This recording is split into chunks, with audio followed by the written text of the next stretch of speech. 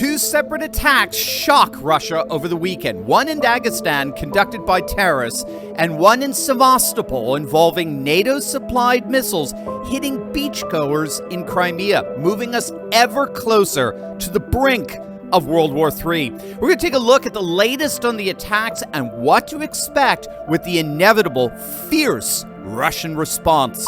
Hey gang, it's me, Dr. Steve, your Patriot Professor, here to help you stay sane in these insane times. So make sure to smack that bell and subscribe button. You also know that I'm very passionate about the fact that we simply cannot rescue our nation if we don't first take care of ourselves. And health actually starts with our livers. Now, if you think about it, we throw everything at our livers. Cholesterol, alcohol, toxins, Tylenol, statins, cigarettes, you name it. That's why so many of us have sluggish fatty livers. It makes us gain weight and lose energy. But thanks to today's sponsor, there's a very real solution to that. Liver Health Formula is an all-natural supplement. It contains 12 clinically proven botanicals that help recharge and protect your liver. It's manufactured right here in the USA and proved by independent American doctors. And if you click on that link below right now, you could try Liver Health Formula and receive a free bottle of blood sugar formula when you order today. So don't let a fatty liver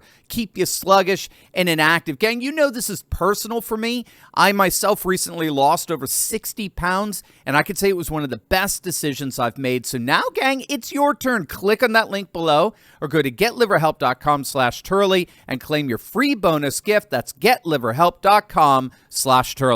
Blood spilled in two separate regions in Russia over the weekend, threatening to escalate the growing conflict between Russian forces and the Ukrainian NATO alliance.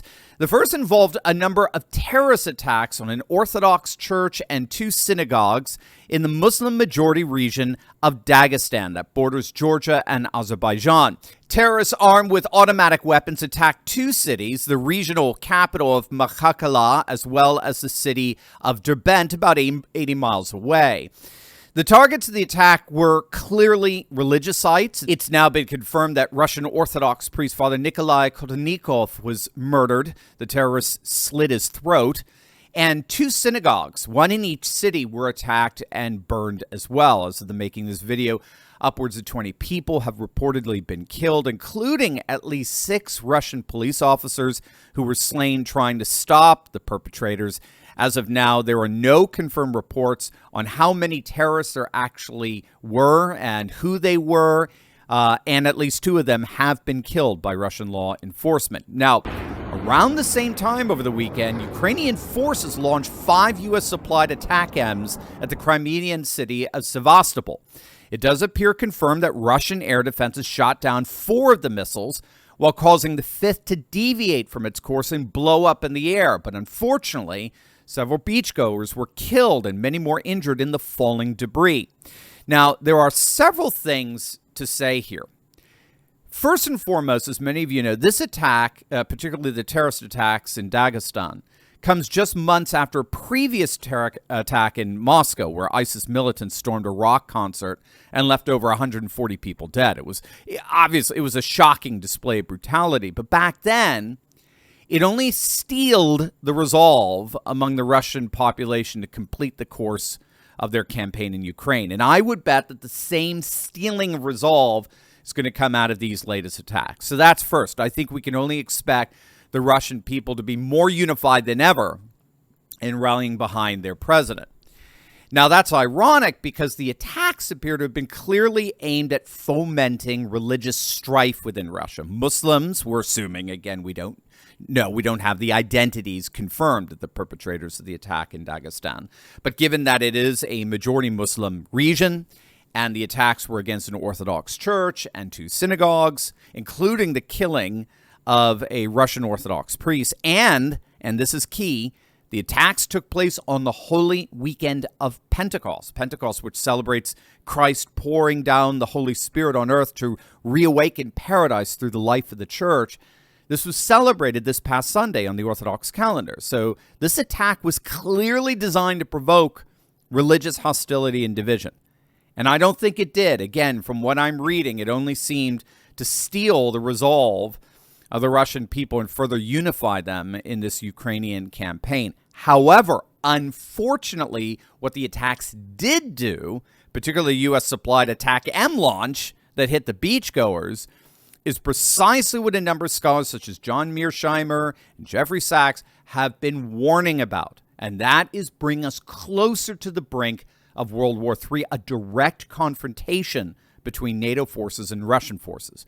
The Kremlin summoned its ambassador and issued a formal warning to the United States, threatening that there will be inevitable consequences for the U.S.'s direct involvement in attacks on Russian soil.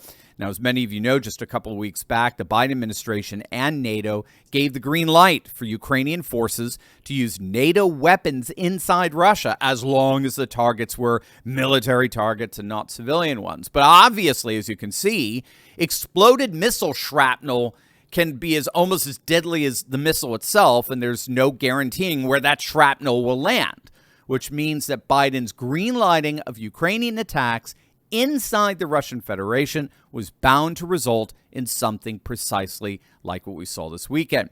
Kremlin spokesman Peskov issued a statement saying that Washington bears equal responsibility with the Kiev regime for this atrocity, and the strike would not go unpunished. Russia's reporting that 82 people, including 27 children, were hospitalized with injuries from the strikes in Sevastopol. And we have to understand here that Putin is under enormous pressure from the hardliners inside the Kremlin who want him to launch a decapitation strike on Ukraine. They're not buying this long, protracted war of attrition where Ukrainian forces are just eventually completely worn down by Russia's overwhelming numbers advantage. They want Putin to hit Ukraine decisively and end this thing, which he may end up doing after this. We'll have to see. As for a direct confrontation with the West, I think Putin is going to handle this comparable to the way he handled the earlier terrorist attacks some months back. I think he's going to stay the course. Again, there may be some escalation inside the Ukrainian theater, but I don't think he's going to take the bait, as it were, and directly confront the U.S. and NATO. We have to remember that the fundamental reason why we don't want such a confrontation is that it completely overturns what's called the escalation ladder. Right? Every conflict involves escalation.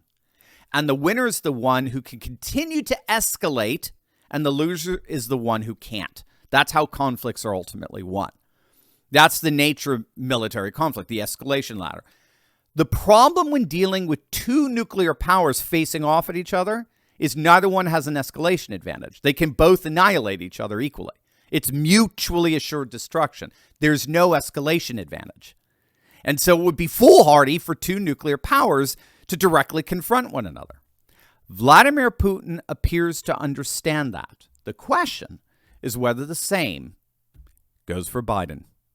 Here's your opportunity to tell big tech tyrants where they can stick it. Click on that link below and download our brand new cancel-proof Turley Talks app, and you can sign our special declaration of restoration. That's our petition to big tech that declares a new day is dawn. They are no longer in control, and we are taking our nation back. We've already got over 1,000 signatures of courageous patriots, and yours is next. Click on that link below or go to fight.turleytalks.com right now.